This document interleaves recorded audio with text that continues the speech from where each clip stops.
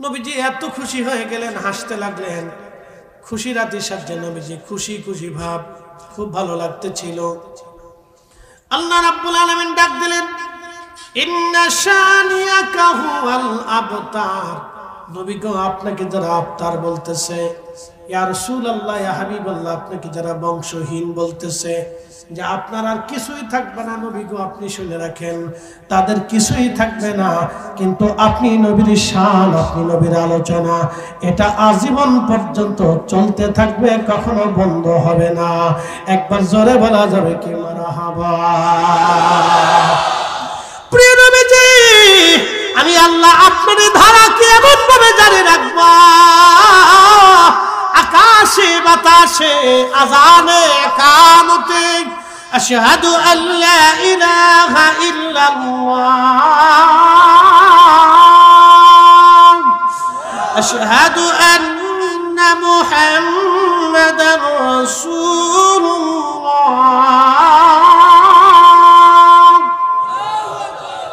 আল্লাহর পরে নবী, আল্লাহর পরে নবী, আল্লাহর পরে নবী, আল্লাহর পরে নবী।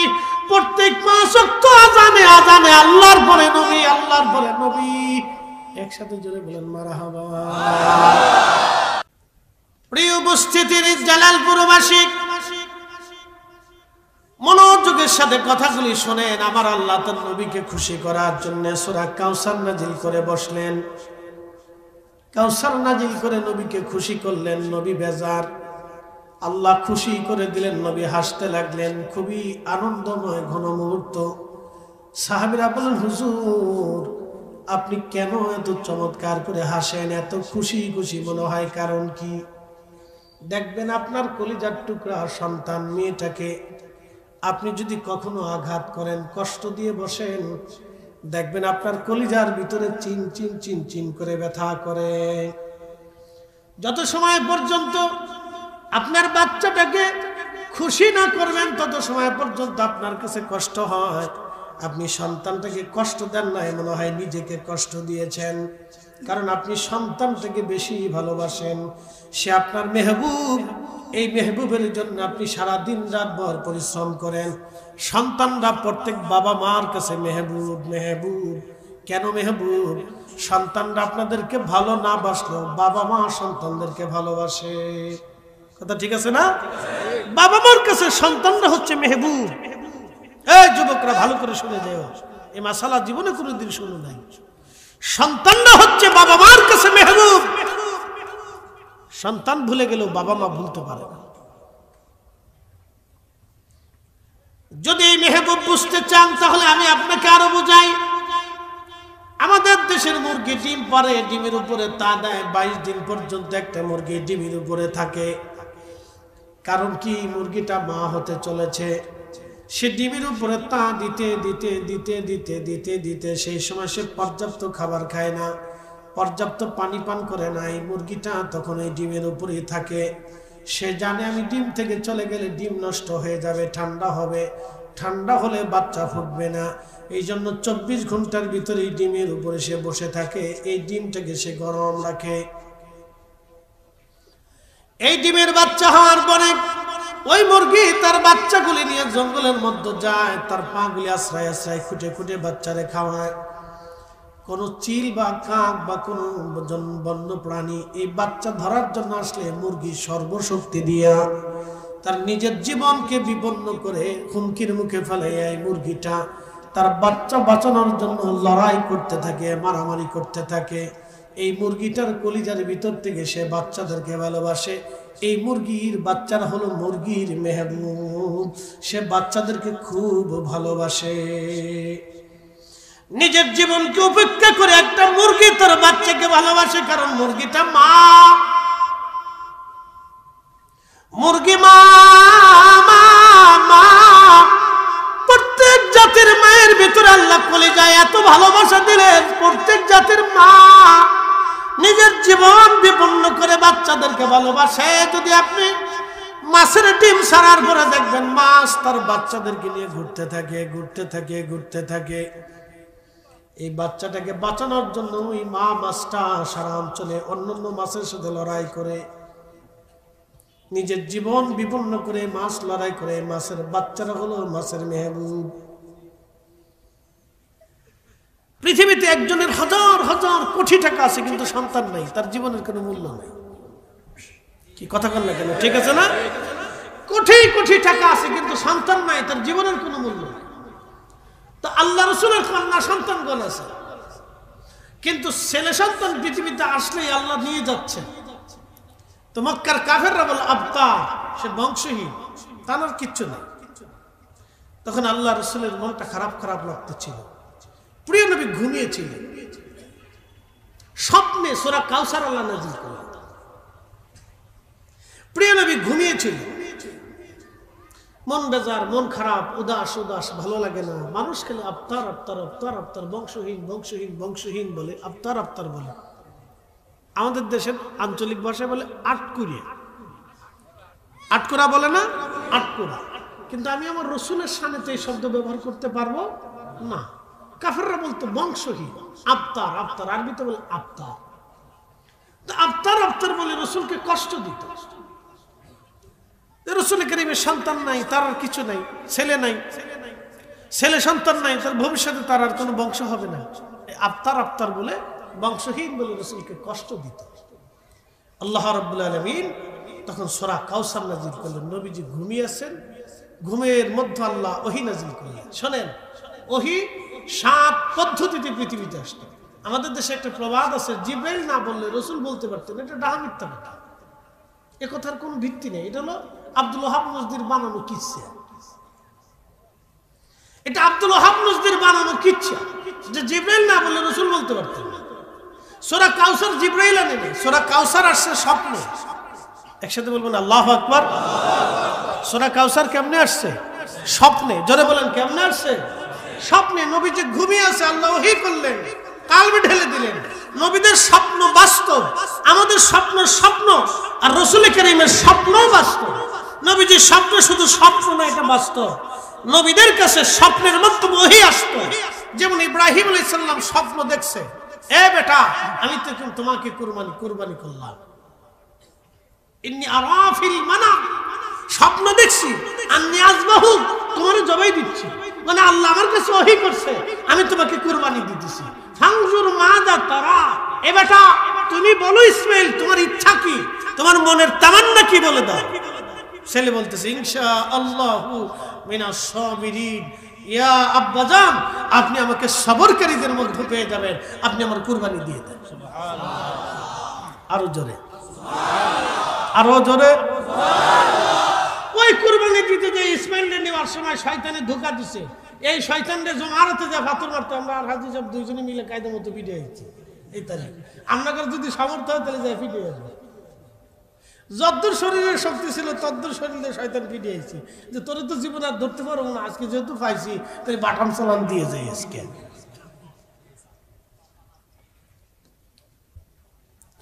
প্রিয় উপস্থিতি হাজিরিন, আল্লাহ রাসূলের কাছে স্বপ্নে ওহী আসলো। প্রিয় নবীজি ঘুমিয়েছিলেন, আল্লাহর নবী খুশিতে আতিশয্যল হয়ে গেলেন।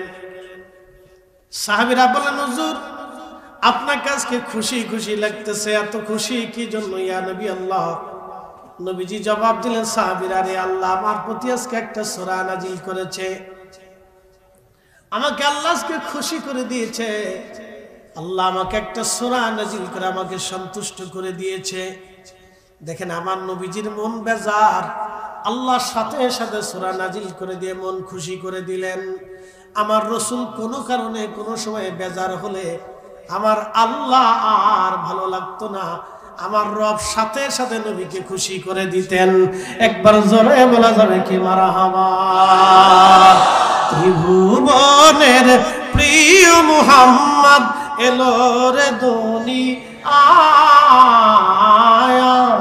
রে সাগর আকাশ বাতাস দেখবি যদি আয়, রে সাগর আকাশ বাতাস দেখবি যদি। ধুলির ধরা বেহেশত আজ জয় করিল, দিল রে লাজ, আজ কি খুশির ঢল নেমেছে ধূসর সাহারায় সাগর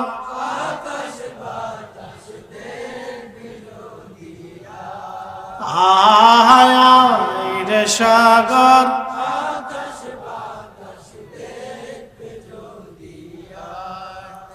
প্রিয় বালাগঞ্জবাসী খুবই মনোযোগের সাথে কথাগুলি শুনবেন। বালাগঞ্জের মুসলমান, আল্লাহ নবীর মন বেজারে বেজার ভালো লাগে না, বারে বারে কাফেররা আফতার আফতার আফতার আফতার বলে নবীজিকে কষ্ট দেয়।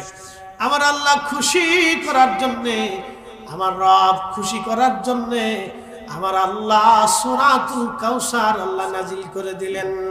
ইন্না আ'তাইনাকাল কাউসার ফাসাল্লি লিরাব্বিকা ওয়ানহার ইন্না শানিয়াকা হুয়াল আবতার। একবার জোরে বলা যাবে কি মারহাবা? ও আচ্ছা আচ্ছা ঠিক আছে। নিজ জালালপুর, আচ্ছা জালালপুর আবার নিজ হলো কেন?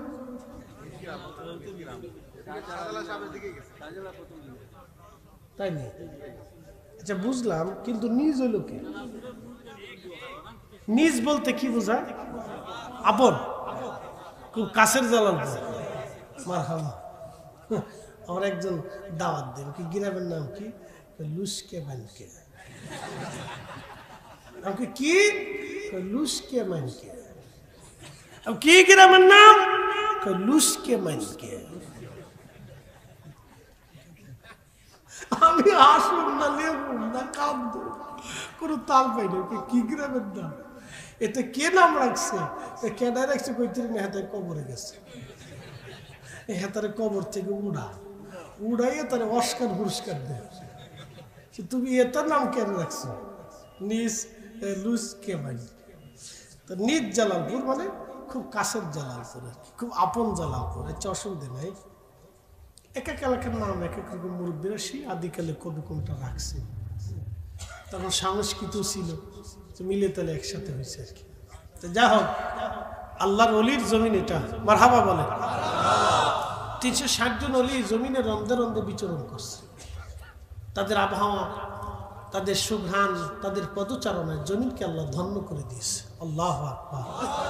এটা একটা বরকতের কারণ। যেহেতু বড় বড় অলিরা এই জমিনে ঘোরাফেরা করছে, এটা অনেক বরকতের কারণ। যে বড় বড় বুজুর্গগণ জমিনে ঘোরাফেরা করছে, তারাই জমিনের ভিতর ঘুমিয়ে আছে। আল্লাহ তাদেরকে জমিনে ঘুম পাড়িয়ে রাখছেন। তো তাদের সঙ্গী হওয়া, তাদের অঞ্চলে বসবাস করে, এটাও তো একটা ভাগ্য। আরবিতে একটা প্রবাদ আছে, শরফুল মাকিন ও শরফুল মাকান, শরফুল মাকান ও শরফুল মাকিন। কিছু জায়গার কারণে মানুষের দাম বাড়ে, কিছু মানুষের কারণে জায়গার দাম বাড়ে। আপনি পৃথিবীর যত জায়গায় ঘুরেন, কিন্তু মদিনার মতো জায়গা পাবেন না। আল্লাহু আকবার। পৃথিবীর যত আবহাওয়া আপনি গ্রহণ করেন, মদিনার বাতাসের মতো এত চমৎকার বাতাস আপনি পাবেন না। তাহাজ্জুদের সময় যে একটা বাতাস আছে, পৃথিবীর হাজার হাজার কোটি টাকা দিলে এই বাতাস আপনি পাবেন না। আল্লাহু আকবার। মদিনার বাতাস। কারণ কি জানেন? রসুলের রওজার সাথে লেগে লেগে বাতাসগুলি যখন আসে, তখন এটার অনুভূতি আলাদা। এটা আশিকের কাছে অনুভূতি আলাদা।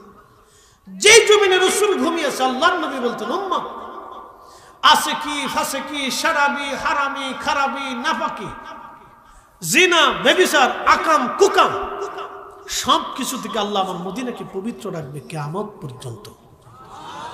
আরো জোরে বল। না না, আরো জোরে বল। এই জন্য পৃথিবীর সব নারী থেকে মদিনার নারী ভিন্ন, পৃথিবীর সব পুরুষ থেকে মদিনার পুরুষ ভিন্ন, পৃথিবীর সব বালক থেকে মদিনার বালকগুলি ভিন্ন, পৃথিবীর সব বাচ্চা থেকে মদিনার বাচ্চারা ভিন্ন। এরা ভিন্ন। তাদের আচার আচরণ, চাল চলন, কথাবার্তা, খাওয়া দাওয়া, উঠা বসা, মদিনার হাঁটা চলা দেখলে বুঝতে পারবেন মাদানী। এইরকম তাদের নারীদেরকে আপনি চোখে দেখবেনই না।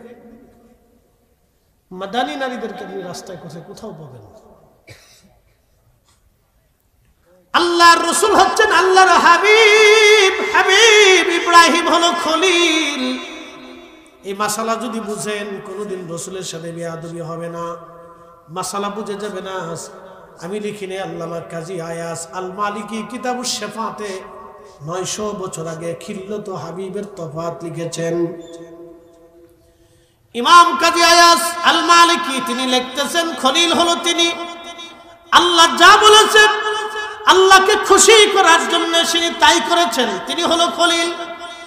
আল্লাহ যা বলতেন খলিল তুমি তোমার স্ত্রীকে বিজবন অঞ্চলে নির্জন স্থানে রেখে আসো, এই জন্য আল্লাহর খলিল তার স্ত্রীকে রেখে চলে গেলেন। সন্তানকে দিয়ে তুমি কুরবানি করো, একটা বড় সন্তান দেখে নাই, আল্লাহর হুকুমে সন্তান কুরবানি করার জন্য চলে আসলেন এবং কুরবানি করার জন্য হাত পা গুলি বেঁধে নিজের চোখ বেঁধে ছুরিগুলি সন্তানের গলার উপরে চালাইতে লাগলেন।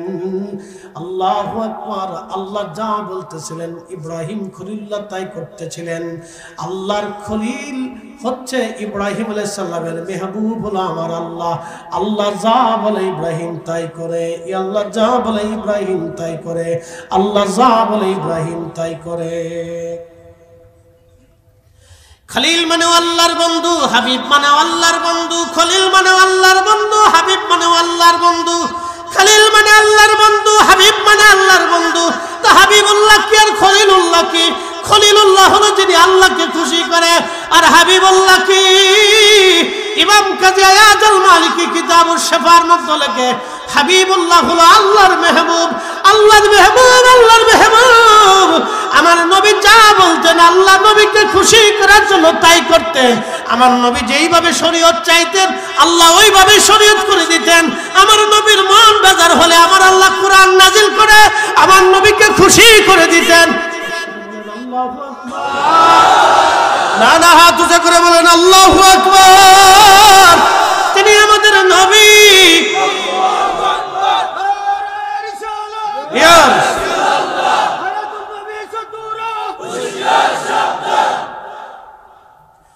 তিনি আমাদের নবী, তিনি আমাদের নবী, তিনি হাবিবুল্লাহ, আল্লাহর মেহবুব, আল্লাহর মেহবুব, আল্লাহর মেহবুব, আল্লাহর মেহবুব। বুঝে যান। ভুল আছে? একসাথে বলেন ভুল আছে? পৃথিবীর সব কিতাবে ভুল থাকতে পারে, এখানে কোন একটা সূরার নাম সূরা কদর কেন নাজিল করলেন? আল্লাহ আমাদের নবী যে আল্লাহর মেহবুব। আমি আপনাকে একটা ছোট্ট উপমা দিই, শুধু ইমাম কাজী আয়াজের কিতাব থেকে না, আমি আপনাকে বুঝাইতেছি। আপনি মেহবুব যদি বুঝেন তো দেখবেন মেহবুব কাকে বলে। আল্লাহু আকবার। কোন রকম বেজার হইলে আল্লাহ সাথে সাথে ওহী করতেছে, বেজার হইেন না, খুশি করতেছি। কোন রকম মন খারাপ করার সাথে আল্লাহ ওহী করতেন, হুজুর মন খারাপ করেন না, খুশি করতেছি। আল্লাহু আকবার। জোরে, আরো জোরে। এই জন্য আমরা আকাবিররা আল্লাহর নবীকে খুশি করতেন। কি কথা বলেন না কেন? আল্লাহ রাসূলকে খুশি করতেন। শুধু খুশি করতেন না, আল্লামা সাহেব কেবলা ফুলতুলি খুশি করতে যাইয়া মায়ের পর্যন্ত পিটুনি পর্যন্ত খাবার পরেও মুমূর্ষ অবস্থাতেও তিনি আল্লাহ রাসূলকে খুশি করে গেছে। কথা বলেন ঠিক কিনা? আর বদলা হিসেবে আল্লাহ দিয়ে দিয়েছে প্রত্যেক মুসলমানের হৃদয়ে হৃদয়ে মোনাজাতে মোনাজাতে সাহেব কেবলাকে আল্লাহ স্মরণ করে দিয়েছে। বুঝতে হবে আপনাকে, এগুলো আপনাদেরকে বুঝতে হবে। মেহবুব, আপনি যদি রাসূলকে খুশি করেন তো আল্লাহ কুল কায়নাত আপনার দিকে ঝুঁকাই দিবে। মেহবুব, আহা, মেহবুব যদি বুঝেন তো রাসূল বুঝে যাবেন। এমন মেহবুব ঘুমাই রয়েছে, আল্লাহকে বন্ধু আসেন দাওয়াত করছি আমার বাড়িতে আসেন, জিবরাইলকে দিয়ে বরাক দিয়ে বাহন দিয়ে সম্মান দিয়ে ফেরেশতা দিয়ে গাড়া বনার দিয়ে মহাসমারোহে মহাসম্মানে तमाम সৃষ্টিকে স্টাম্প করে দিয়ে শুধু রাসূলের মেরাজকে চালু রেখে সব নবীদেরকে উপস্থিত করাইয়া আমার নবীর পিছনে ইত্তেদা করাইয়া, আমার রাসূলের ইত্তেবা করাইয়া, আমার নবীর শরীয়তে নবীর পিছনে নামাজ পড়াইয়া, আমার রাসূলের ইজ্জত বাড়ায় বাড়ায় বাড়ায় বাড়ায় আল্লাহ মেরাজে নিয়ে উফুকিল আলাতে সর্বোচ্চ দিগন্তে আরশে মুআল্লাতে ৭০,০০০ নূরের পর্দা অতিক্রম করে সহিহ বুখারীতে খাদেম রাসূল হযরত আনাস বলেন, বিমা লা ইয়ালামহু ইল্লাল্লাহ, এত উপরে আল্লাহ নিলেন যার কোনো সীমানা আল্লাহ ছাড়া কেউ জানে না। আল্লাহর দিদারে, রাসূল তার দিদারে সামনাসামনি, ফাকাদ কানা কাবা কাউসাইনি আও আদনা। আয়াতের তাফসীর ইবনে আব্বাস করেছেন, আমি করিনি। পৃথিবীর শ্রেষ্ঠ মুফাসসির রাইসুল মুফাসসিরিন তিনি বলেন, ওই সময় আমার রাসূল আল্লাহকে তার কপালের চোখ দিয়ে দেখলেন। রাআইতু রাব্বি আজ্জা ওয়া জাল্লা ফি আহসানি সূরতি। আল্লাহর নবী আল্লাহকে দেখতেছেন, দেখে দেখে আল্লাহর সাথে গল্প করতেছেন, কথা বলতেছেন। আরো জোরে, আরো জোরে, জোরে জোরে জোরে। মেহবুব, জোরে বলেন কি? জোরে বলেন কি? মেহবুব, মেহবুব। বুঝে সুঝে কথা বলে, এখানে ইজ্জতে হাত দিলে হাত তো পুরবেই, জীবনও পুরবে, কপালও পুড়ে যাবে। আপনি সাথে যাই হন, মক্কা মদিনার ইমাম হলো, আমরা মদিনা চিনি রাসূল দিয়া, আমরা ইমাম চিনবো রাসূল দিয়া, ইমাম দিয়া রাসূল চিনি। আমরা বক্তা চিনি রাসূল দিয়া, রাসূল দিয়া বক্তা চিনি, বক্তা দিয়া রাসূল চিনি। কথা সূত্র সহজ, বুঝে বুঝে যাওয়া জরুরি। এই ছোট্ট সূত্র যারা বুঝে না তারা পথভ্রষ্ট হয়ে যায়, পথভ্রষ্ট হয়ে যায়। জন্য আল্লামা ডক্টর ইকবালের লেখনী করবেন, কত চমৎকার করে লিখছেন। कैफा तूने मोहम्मद से तू हम तेरे है ये जान चीज़ किया लौह कलम तेरे हैं। কাজী নজরুল একই সুরে কাজী নজরুল লিখলেন, আল্লাহকে যে পাইতে চায় হযরতকে ভালোবেসে, আরশ কুরসি লৌহ কলম না চাহিতে পেছে সে।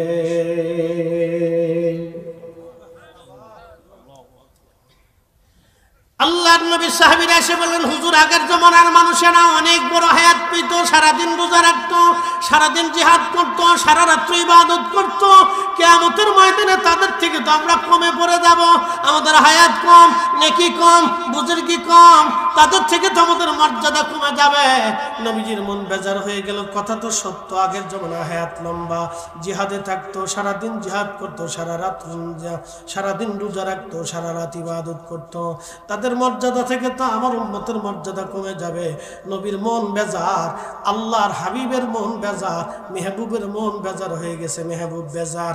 আল্লাহ সাথে সাথে আয়াত নাযিল করে বলেন, ইন্না আনসালনাহু ফি লাইলাতিল কদর ওয়া মা আদরাকা মা লাইলাতুল কদর লাইলাতুল কদরি খায়রুম মিন আলফি শাহর।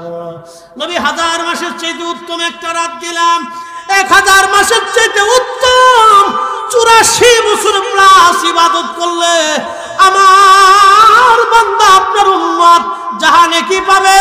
আমি এক রাতে সেই পরিমাণ নেকি আপনার উম্মতের আমলনামায় দিয়ে দিলাম। আরো জোরে।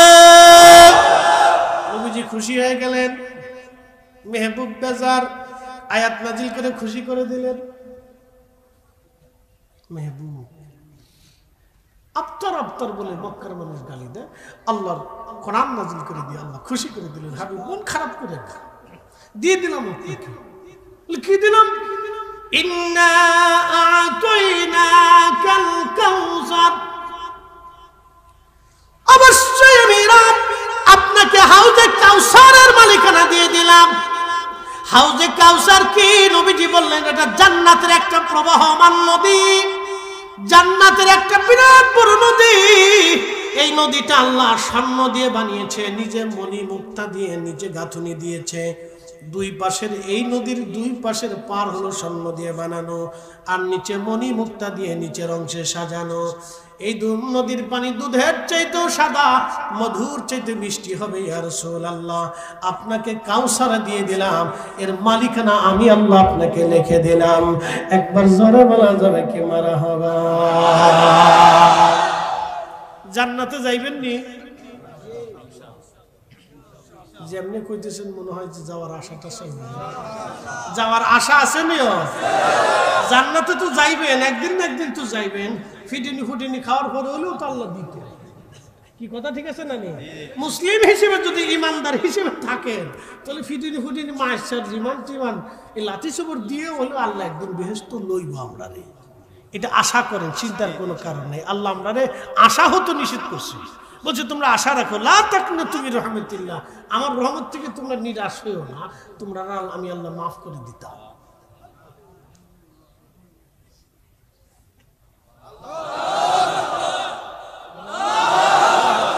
কেন মাফ করবে? আল্লাহর কি আর কাজ নাই আপনারা মাফ করতে যাবো? কারণটা কি? আপনি মেহবুবের উম্মত, বুঝে কবরে যাবেন। অন্য নবীর উম্মতকে সুপ্রিম পাওয়ার আল্লাহ দেয় না, শুধু মেহবুবের উম্মত হওয়ার কারণে আল্লাহ কিছু চাপ চিন্তা করো না। ইন্নাল্লাহা ইয়াগফিরু যুনুবা জামিআ, আমি আল্লাহ আমার মেহবুবের উম্মত হিসেবে তোমার জীবনের সব গুনাহকে আমি আল্লাহ মিটিয়ে মাফ করে দেব।